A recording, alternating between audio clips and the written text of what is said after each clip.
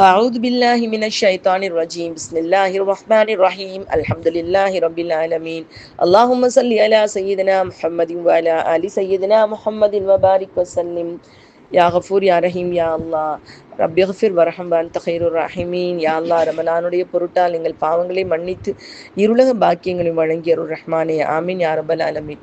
அல்ஹம்துலில்லாஹ் அல்ஹம்துலில்லாஹ். அல்லாஹ் சுப்ஹானஹு வ தஆலா மனிதனுடைய படைப்பை பற்றி சொல்லும் பொழுது, லக்கத் ஹலக்னல் இன்சான ஃபீ அஹ்ஸனி தக்வீம் சும்ம ரதத்னாஹு அஸ்ஃபல சாஃபிலீன் அப்படிங்கிறான். ரொம்ப அழகான அமைப்பில் மனிதனை படைச்சேன், ஆனால் ரொம்ப கீழான நிலையில் வச்சிருக்கேன்னு சொல்கிறான். இயற்கையிலே நம்ம உணர்ந்துக்கிட்டாலே நமக்கு தெரியும், நான் அப்படிங்கிற மாதிரியோ என் இஷ்டப்படி என் வாழ்க்கையை அமைச்சுக்கோன்னு சொல்லக்கூடிய உரிமையும் நமக்கு சுத்தமாக இல்லைன்னு நம்ம விளங்கிக்கிற முடியுமா? ஏன்னா இந்த ரமலானுடைய காலகட்டம் எப்படிப்பட்டதுன்னா, அல்லாஹ் பசி தாக நெருப்புல நம்மளுக்கு நிறைய உண்மைகளை அல்லாஹ் உணர்த்தக்கூடிய மாதமாக இருக்கு. நம்ம ஏற்கனவே பார்த்த மாதிரி அந்தரங்கமாக அல்லாஹோடு நம்ம இணைக்கக்கூடிய ஒரு மாதமாக இருக்குமா.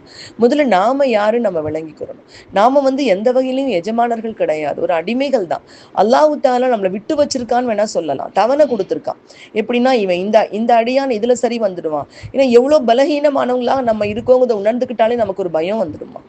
நமக்கு ஒரு இடத்துக்கு ஏறுறோம், அப்போ ஏறுறப்போ அம்மாடி நம்மளால இதுல ஏற முடியாதுன்னா ஏற மாட்டோம் இல்லம்மா. நம்ம இப்போ ஹஜ்ஜுக்கே போறோம், அப்போ ஹிரா குகையை பார்த்தா ஆசையா இருக்கும், எல்லாரும் ஏறுறாங்க அப்படின்னு சொல்லிட்டு நம்மளால முடியுமா அம்மாடி, நம்மளுக்கு முடியாதுன்னா நம்ம தயங்கிக்கிடுவோம், அதுக்கு வேற எதாவது ஏற்பாடு பண்ணுவோம் நம்ம. அப்ப நம்மளால முடியாதுங்கிற விஷயத்துல பலகீனத்தை உணர்ந்துட்டா நம்ம கிட்ட போக மாட்டோம். பாவ விஷயங்கள்ல அது மாதிரி நம்மளுடைய பலகீனத்தை உணர்ந்துட்டு நம்ம போக மாட்டோமா. ஆனா மனிதனுக்கு எப்பவுமே ஒரு பெருமை இருக்கும். அது சொல்லுவாங்க, புளிய கூண்டில் அடிச்சுட்டு புலிக்கூண்டுன்னு சொல்லுவான் மனுஷன், எலிய கூண்டில் அடிச்சுட்டு எலிக்கூண்டுன்னு சொல்லுவான், கிளிய கூண்டில் அடிச்சுட்டு கிளிக்கூண்டுன்னு சொல்லுவான். ஆனா தான் மட்டும் ஒரு வலைக்குள்ள கொசு வலைக்குள்ள பூந்துக்கிட்டு அதுக்கு மட்டும் கொசு வலைன்னு சொல்லுவான். மனுஷ கூண்டுன்னு சொல்ல வேண்டியதானே, ஒத்து வராது, அவனுக்கு பெருமை. தன்னை தானே பிடிக்கிறான் அவன், ஆனா அதுக்கு மட்டும் கொசு வலை. மனிதனுக்கு இயற்கையிலே ஒரு பெருமை இருக்குமா. இந்த பெருமைங்கிறது மனிதனுக்கு இருக்கக்கூடாத ஒரு குணம். நம்ம ஆதமத்தாக்கு பெருமை இல்லாத காரணத்தினாலதான் ஒரு பாவம் செஞ்சோன்னு அல்லாஹ் மன்னிச்சு அல்லாஹ் தவணையும் கொடுத்தான். அல்லாஹு தாலா ஷைத்தானுக்கு ஒரு பாவம் தான் பண்ணுனா, ஆனா அவனுக்கு அல்லாஹு தாலா அந்த பாவத்தை மன்னிக்காம அல்லாஹ் தண்டிச்சதுக்கு காரணம் அவனுடைய பெருமை தான் காரணம். அவன் எப்படி இருந்திருக்கான், ஆதமத்தாவை படைச்சு மண்ணுல போட்டிருக்காங்க பொம்மைய. மலக்குமார்களுக்கு உஸ்தாது இல்லம்மா. அப்போ எல்லாரும் என்ன நினைப்பாங்க, அல்லாட்ட கேட்க பயமா இருக்கும். அப்ப இதை பத்தி இப்லீஸ் என்ன விளக்கம் சொல்றான்னு கேட்க ஆசையா இருப்பாங்க. உஸ்தாதிட்ட கேட்கணும்னு ஆசையா இருக்கும்லம்மா. எல்லாரும் இப்லீஸவே பாக்குறாங்க. இப்லீஸ் என்ன பண்றான்னா, அந்த பொம்மைக்குள்ள போறான். மண் பொம்மை தான், பொம்மைக்குள்ள உள்ள போயிட்டு எல்லா பக்கமும் சுத்துறான். அவனுக்கு தான் உடம்புக்குள்ள போகக்கூடிய ஆற்றல் இருக்குல்ல, எல்லா பக்கத்தையும் பார்த்துட்டு வெளியில வந்துட்டான். சி, இது ரொம்ப மோசமான பொம்மை. ஒண்ணு நினைச்சா மோசமான பொம்மைன்னு சொல்லலாம், ஆனா ஒண்ணு நினைச்சா எனக்கு பயமா இருக்கு அப்படின்னா அது என்னன்னு வழக்குமார்கள் கேட்குறாங்க. அப்ப சொன்னா, இந்த வயிற்றுல ஒரு குடல்னு ஒண்ணு வச்சிருக்கான்ல, அவனுக்கு ஒரு வயிற்றுல இறப்பை, அது நிறைஞ்சிச்சுன்னா அவன் தூங்கிடுவான். அதுல ஒண்ணுமில்லாம தான் ஒட்டி போய் சோதி போய் படுத்துருவான். இவ்வளவுதான் அவன். உண்மையிலேயே சொல்றோம்மா, நம்ம மலம் சுமக்கக்கூடிய மனிதர்கள் தான். நம்மளுடைய பெருமையே மலத்துலதான் இருக்கு. 4 தடவை வயிற்று போக்கு போச்சுன்னா சொங்கி. அதாவது மல மதம் கொண்ட மனிதர்கள்னு சொல்லுவாங்க. மல மதம், அதாவது அந்த மதத்துலதான் நம்ம எல்லாம் நடந்துட்டு இருக்கோம். ஒரு 2 நாளைக்கு மலம் போகலைன்னா முடிஞ்சு போச்சு கதை. அப்போ நம்மளோட போகாம இருந்து கட்டிக்கிறோம், வயிற்று வலி வந்துடும், அவ்வளவுதான். நம்மளுடைய 4 தடவை சேர்ந்து போச்சுன்னா அவ்வளவுதான். அப்ப இந்த மதம் கொண்டவர்கள் தான் நம்மள. அது சொல்றான் அவன், ஷைத்தான் கரெக்டா கண்டுபிடிச்சு சொல்றான், இதுதான் மனுஷன். ஆனா எல்லா இடத்துக்கும் சுத்தின எனக்கு ஒரு இடத்துக்கு மட்டும் போக முடியல. அதுதான் அவனுடைய உடம்புல இடது பக்கத்துல ஒரு பை மாதிரி இருக்கு, அது என்ன இதயம். அது கிட்டப்பட்டு எனக்கு போக எனக்கு அனுமதி கிடைக்கல. அதை நினைச்சாதான் எனக்கு பயமா இருக்கு. அதை கொண்டு அவன் பெரிய ஆள் ஆயிடுவானோன்னு பயமா இருக்கு எனக்கு. அது ஒண்ணுதான் வித்தியாசமா இருக்குது. நபிசுல்லாசம் சொன்னாங்கல்லம்மா, மனிதனுடைய உடல்ல ஒரு சதைத்துண்டு இருக்கிறது, அது சீரானால் எல்லாம் சீராகிவிடும், அது கெட்டு போனால் எல்லாமே கெட்டு போய்விடும்னு சொன்னாங்க. அப்போ அந்த இதயத்தால நல்ல விஷயங்களை உணரக்கூடியவர்களாக நம்ம இருக்கக்கூடிய காலம் வரைக்கும் நமக்கு அழிவு இல்லைம்மா, நமக்கு எந்த சிக்கலும் வரவே வராது. அலிரலில்லாஹு தஆலா அன்ஹு அவங்க கிட்ட போய் ஒருத்தர் கேட்டாங்க, உலகத்துல மலையை விட, நமக்கு பார்க்க மலை தானமா ரொம்ப கெட்டியா தெரியுது, மலையை விட வலிமையானது ஏதாவது இருக்கா அப்படின்னு சொல்லி கேட்குறாங்க. அதுக்கு அவங்க சொன்னாங்க, ஏன் தாராளமா இருக்கே, மலையை விட வலிமையானது இரும்பு. இரும்புல ஒரு ஒலி செஞ்சு மலையை செதுக்கி அப்படியே தூள் தூளா ஆக்கிடுறானே மனுஷன் அப்படிங்கிறான். அப்ப கேட்குறாங்க, இரும்பை விட வலிமையானது ஏதாவது இருக்கா அப்படின்னு கேட்குறான். ஏன் இல்லை, இரும்பை நெருப்புல போட்டா உருகி போயிடுமே அப்படிங்கிறாங்க. நெருப்பை விட வலிமையானது ஏதாவது இருக்கா அப்படின்னு கேட்குறாங்க. ஏன் இல்லை, நெருப்புல தண்ணி ஊத்துனா அணைஞ்சு போயிடுமே அப்படிங்கிறாங்க. தண்ணியை விட வலிமையானது ஏதாவது இருக்கா அப்படின்னு கேட்குறாங்க. ஏன் இல்லை, பஞ்சு மாதிரி மேகம் உலகத்துக்குரிய தண்ணியை பூரா தூக்கிட்டு ஊரெல்லாம் சுத்திட்டு இருக்கு. தண்ணியை தூக்கிட்டு தானே மேகம் சுத்துது. அப்ப மேகம் வந்து பஞ்சு மாதிரி மேகம் வந்து தண்ணியை விட வலிமையானது அப்படிங்கிறாங்க. மேகத்தை விட வலிமையானது ஏதாவது இருக்கா அப்படின்னு கேட்குறாங்க. மேகத்தை விட வலிமையானது காத்து. காத்தடிச்சா மேகம் இங்கிருந்து அங்க போகுது, அங்கிருந்து அங்க போகுது. மேகத்தை விட வலிமையானது காத்து அப்படிங்கிறாங்க. காத்தை விட வலிமையானது ஏதாவது இருக்கா அப்படின்னு சொல்லி கேட்குறாங்க. ஏன் மனுஷன் இருக்கானே, காத்தை தடுத்து அவன் வீடு கட்டிடுறது இல்லையா? காற்றை தடுத்து அவன் வந்து செவர் வச்சிடறது இல்லையா? அவன் கண்டிப்பா வந்து காத்து தடுத்துடுறோம்னு, காத்து வராம ஜன்னலை மூடிடுறோமா இல்லையாம்மா? மனுஷன் அதை விட வலிமையானவன். அப்போ மனிதனை விட வலிமையானது எதுவுமே இல்லையா? ஏன் இல்லை? மனுஷன் வலிமையான தூக்கம். தூக்கம் வந்தா மனுஷன் அப்படி சொங்கிடுவான் எங்க இருந்தாலும். அது பஸ்ஸா இருந்தாலும் ஃப்ளைட்டா இருந்தாலும் அவனுக்கு தூக்கம் வந்தா அவ்வளவுதான் அவனுக்கு. தூக்கத்தை விட வலிமையானது எதுவுமே இல்லையான்னு கேட்டாங்க. தூக்கத்தை விட வலிமையானது மரணம். தூக்கத்தை முடிச்சு மனுஷன் எந்திரிக்க முடியும். அதே மரணமா அல்ல ஆக்கிட்டோன்னா அவனை எந்திரிக்கவே முடியாது. தூக்கத்தை விட வலிமையானது மரணம்னு சொன்னாங்க. மொத்தத்துல பலகீனமானது எல்லாத்தையும் மறக்க வைக்கக்கூடியது மரணம். மவுத்து வந்துட்டா எல்லாம் முடிஞ்சிருச்சு. நம்ம பலகீனத்தை ஒண்ணுமே இல்லை. மொத்தமா மனுஷனுடைய உடல்ல அல்லாஹ் எதுல படைச்சிருக்கான்னு சொன்னா ஒரு 15 ரூபா ஜாமான் தான் சொல்றாங்கம்மா. பாஸ்பரஸ், கொஞ்சோண்டு இரும்பு, கொஞ்சம் கொஞ்சம் இந்த நம்முடைய இதெல்லாம் சேர்த்து ஒன்னா சேர்த்து சுண்ணாம்பு, இதெல்லாம் சேர்த்தா மனித உடம்பு படைக்கப்பட்டிருக்கா. மொத்தமே வந்து அந்த புக் அந்த அவர் அந்த டாக்டர் தான் எழுதியிருக்காரு. எழுதியிருப்ப 6-7 வருஷம் இருக்கும். இன்னைக்கு விலைவாசி கூட ஆனா ஒரு 100 ரூபா ஜாமான் இருக்கும். மொத்தமா நம்ம உடம்பு அந்த 100 ரூபா ஜாமான் தான். இதுக்கு மேல எதுவுமே கிடையாது. இந்த உடம்பு எவ்வளவு பலகீனமானதுன்னு சொன்னா சமீபத்துல படிச்சு நானே ஆச்சரியப்பட்டதுமா. ஒரு நாட்டுல வந்து சுடுகாட்டுக்கு இடம் இல்லாம போயிடுச்சான். டவுன், ரொம்ப டவுன். சுடுகாடு மனிதனை புதைக்கிறதுக்கோ எரிக்கிறதுக்கோ தனியா இடம் வைக்காம போயிடுச்சான். அப்ப கவர்மெண்ட் என்ன பண்ணாங்களாம், பாய்லர் ஏற்பாடு பண்ணிட்டாங்களாம். பாய்லர். அந்த பாய்லர் எப்படின்னு சொன்னா மௌத்தா போன இப்பவுமே அது இருக்குல்ல, மின்சார சுடுகாடு இருக்குல்ல, அது மாதிரிதான்மா. அந்த பாய்லர் வந்து வீட்டுக்கே வாங்கி வைக்க ஆரம்பிச்சிட்டாங்களா, அனுமதி கொடுத்துட்டாங்க. அரசாங்கத்துல தெரிவிச்சுட்டு இறந்து போனோன்னு சடங்குகள் எல்லாம் பண்ணி முடிச்சுட்டு அந்த பாய்லருக்குள்ள வச்சு க்ளோஸ் பண்ணிட்டு சுவிட்சை ஆன் பண்ணிட்டா 1 டம்ளர் தண்ணி தான் வருமா. 1 டம்ளர் தண்ணி ஒரு 1/2 மணி நேரம் ஆன் பண்ணிட்டான். அப்படியே உடம்பு உருக்கி 1 டம்ளர் 1 தண்ணியா மாறிடும். அந்த தண்ணி தூக்கி ஊற்றி எரிஞ்சிடுவாங்க. இப்ப இந்த உடம்புக்காகவா இவ்வளவு நாள் கஷ்டப்பட்டோம்? இந்த உடம்பவா அலங்கரிச்சோம்? இந்த உடம்புக்காக சதைக்காகவா இவ்வளவு நாள் வந்து நம்முடைய வாழ்க்கைய எப்படியோ பண்ண? ஒண்ணுமே இல்லைம்மா. மொத்தத்துல மதம். ஒரு மாணவர் வந்து ஒரு உஸ்தாது கிட்ட பாடம் பார்த்துக்க போனாராம். அந்த காலத்துல இந்த மாதிரி ஸ்கூல் எல்லாம் இருக்காதுமா. ரொம்ப வீடெல்லாம் விட்டுட்டு நாடு தேடி நாடு போவாங்க. அப்படி போயிட்டாங்க. போனோடனே மாணவர் வந்து பாடம் கத்துக்கிறாரு. அங்க வந்து பணிவிட செய்யறதுக்கு ஒரு வேலைக்காரி இருக்கார். ஹசரத் கவனிக்கிறார், மாணவர் வந்ததுல இருந்து அந்த வேலைக்காரி பக்கமே பார்வை இருக்கு. சின்ன வயசு, இளம் வயசு தானம்மா. அவன் பக்கமே பார்வை போயிட்டே இருக்கு. உஸ்தாத் கவனிச்சுட்டாரு. அவ எங்க போறாளோ அந்த பக்கம், இவன் வந்திருக்கிறது படிக்க, இவனுடைய பார்வையும் அந்த பக்கமே போயிட்டே இருக்கு. இப்படி 4-5 நாள் பார்த்துக்கிட்டே இருந்தார் உஸ்தாத். 4-5 நாள் கழிச்சுட்டு அந்த புள்ள வரல. அவனுக்கு ஒரு நாள் அவன் துடிக்கிறான் பாக்குறது. அந்த பிள்ளைகள் துடிக்குமா இல்லையா? அவளை பார்க்கணும்னு அங்கிட்டும் இங்கிட்டுமா பாக்குறான், துடிக்கிறான், பார்வை தெளுத்துறான். ஆனா வரவே இல்லை. 4 நாள் ஆயிடுச்சு. 4 நாள் ஆனோன்னு மாணவருக்கு உஸ்தாது கூப்பிடுறாரு. நீ யாரை தேடிக்கிட்டே இருந்தில்ல, அந்த பிள்ளை போய் பாரு அப்படிங்கிறாரு. அந்த பிள்ளை ரூம்ல கிடக்குது. அந்த பிள்ளைக்கு பார்த்தா வயிற்று போக்கு 4 நாளா போய் நிலமே இல்லை, மோசம், பயங்கர மோசமா அப்படியே கண்ணு மண்ணு தெரியாம கிடக்குறான்.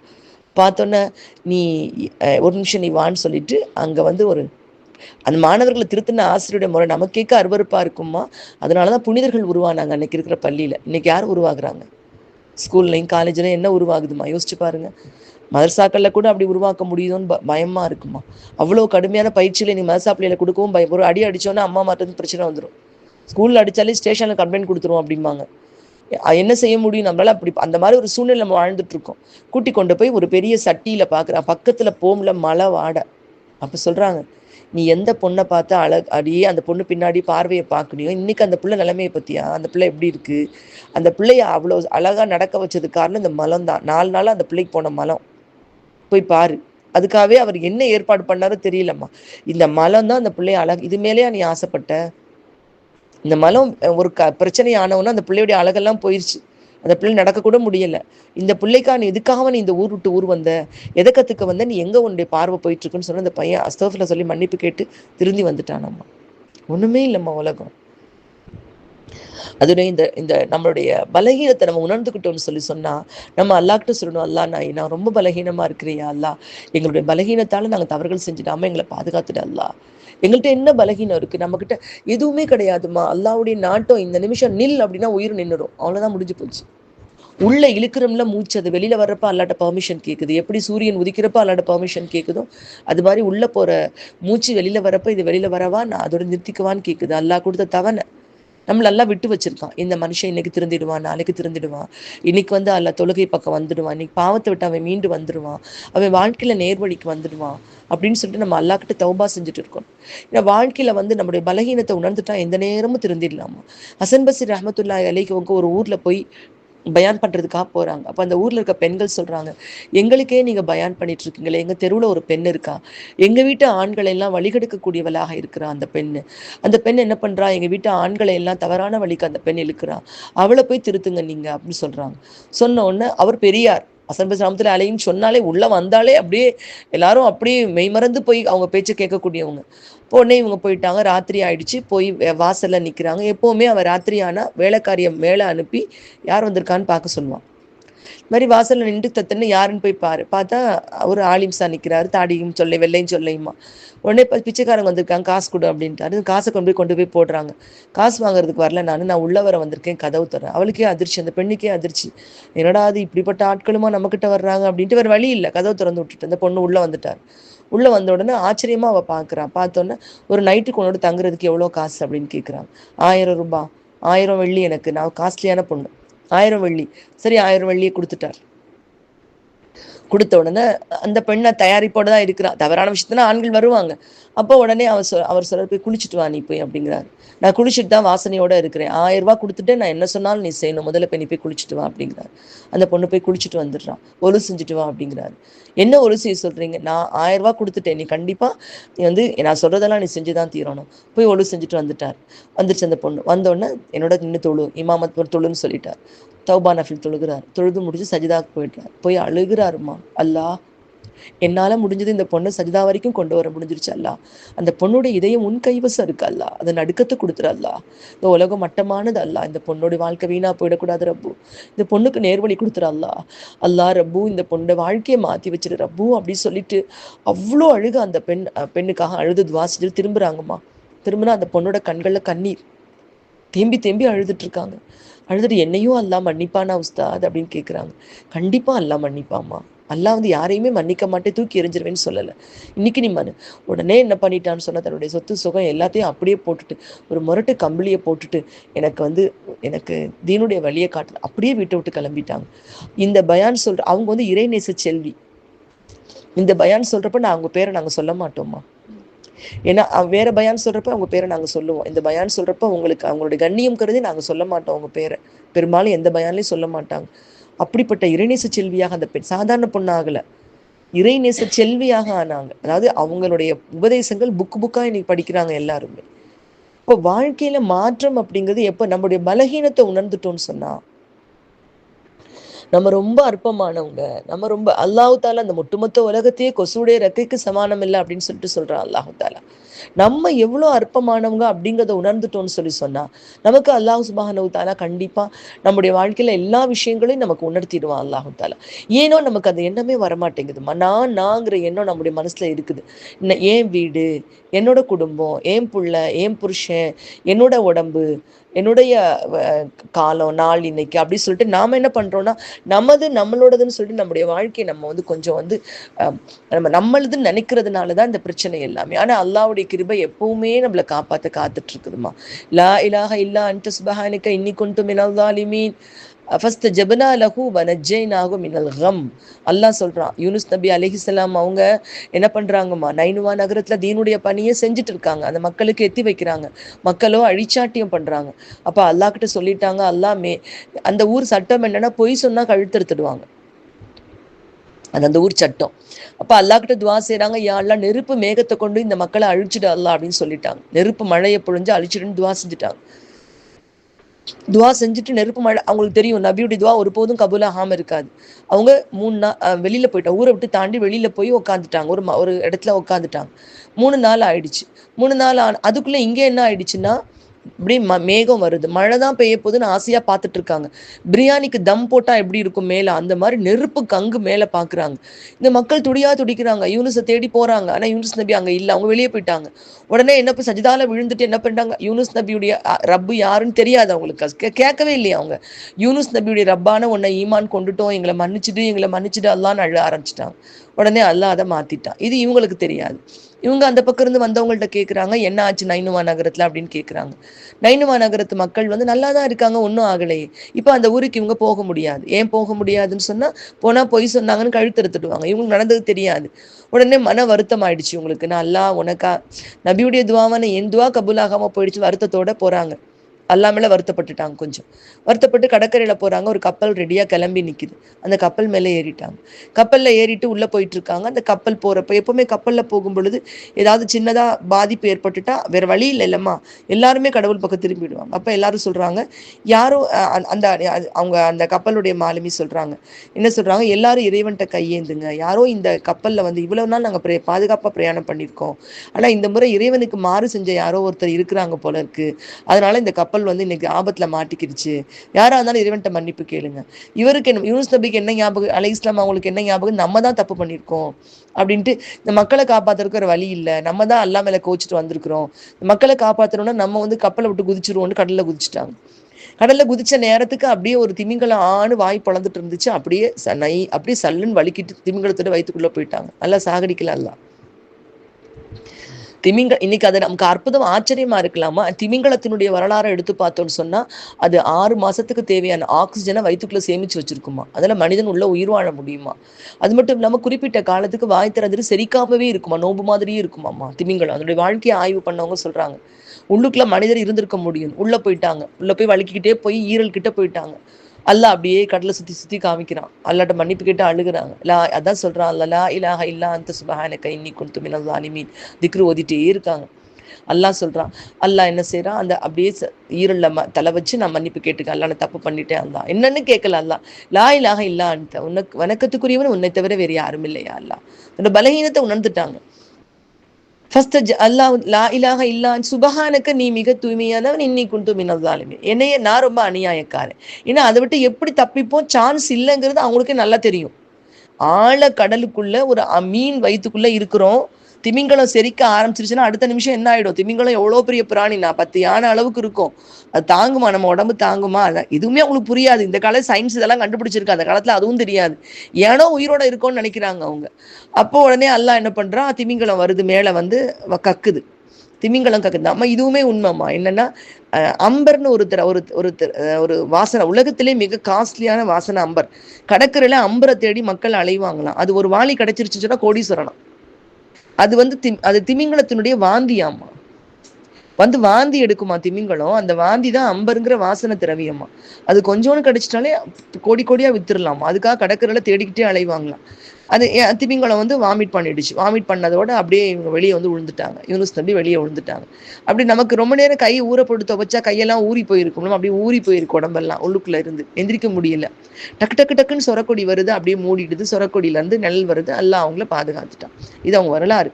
நான் சொல்ல வந்த விஷயம் என்னன்னா, லா இலாஹ, அவங்கள அல்லாஹ் காப்பாத்திட்டான். லா இலாஹ இல்லா அன்த சுப்ஹானக இன்னி குன்து மினல் ஸாலிமீன் ஃபஸ்தஜப்னா லஹு வனஜ்ஜைனாஹு. அவருடைய அந்த வேண்டுதலை ஏற்றுக்கொண்டேன், அவங்களை நான் காப்பாத்திட்டேன்னு சொல்றான் அல்ல. அதோட அதான் நிறுத்தி இல்லை. கதாலிக்க நுஞ்சில் முஃமினீன், நாமளும் நம்ம பலகீனத்தை உணர்ந்து,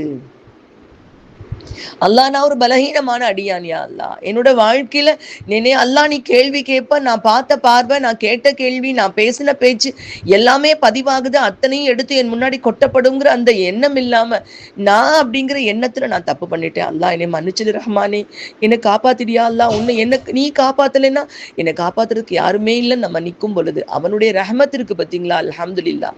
அல்லாஹும்ம ரஹம்னா பி ரஹ்மதிக யா அர்ஹமர் ராஹிமீன். அவன் கண்டிப்பா நம்மளையும் பாதுகாப்பேன்னு வாக்குறுதி கொடுத்திருக்கிறான் அல்லாஹ் சுப்ஹானஹு வ தஆலா. நம்ம பலகீனத்தை நம்ம உணர்ந்துட்டாலே அதுதான் நமக்கு ரொம்ப பெரிய விஷயமா.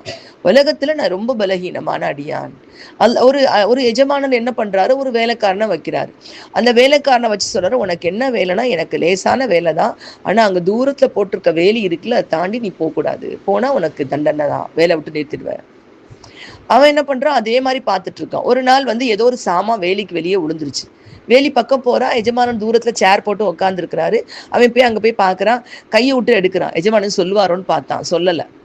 மறுநாள் என்ன பண்றான், என்ன இருக்குன்னு தெரியலையே அந்த பக்கம், லேசா குதிச்சு பார்க்கறான்.